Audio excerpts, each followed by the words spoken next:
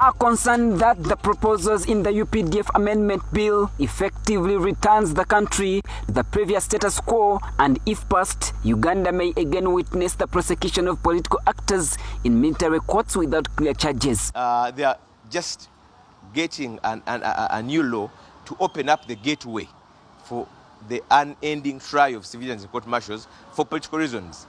Even if you look at the issue of arms, even pistols, which are not ordinarily a monopoly of the armed forces, are among the tools that can find your way into the court-martial, or even T-shirts, or even caps, or even shoes. There are also concerns that the bill does not clarify how these courts will function independently in their decisions, instead of being influenced by the commanders rather than strictly following the law. Supreme Court had suggested that maybe appointment of judicial officers in the court-martial should be done by the Judicial Service Commission. But now they are saying it should be done by the High Command in consultation with the Judicial Service Commission.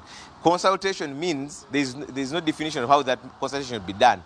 And those consultations are not binding, meaning the appointment still is outside the hands of the Judicial Service Commission. It's purely a High Command matter. So it waters down the purported independence they're trying to create, because it purely remains a military issue. The issue should be having people appointed, being people of integrity, being people who follow, who fall under a certain category. And this is the work of Parliament. Legal expert Isaac Atukunda says it would be absurd for Parliament to process and pass a law that clearly contradicts the Constitution and other legal framework. Let them scrutinize the bill.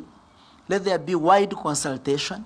Let us create jurisprudence by putting in place a law that complies with the Constitution of Uganda. Because it's not just about the law.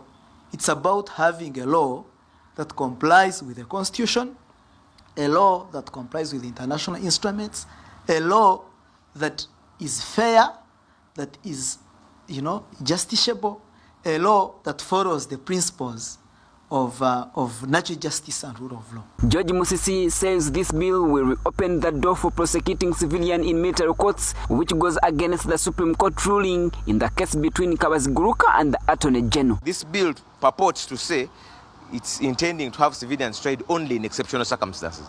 But if you look at the details, actually they're even widening the circumstances under which civilians can be tried. Of course, if you look at the schedules that are attached or annexed to the bill, people can be tried under several circumstances, not exceptional, like the court had said or like the bill purports to do.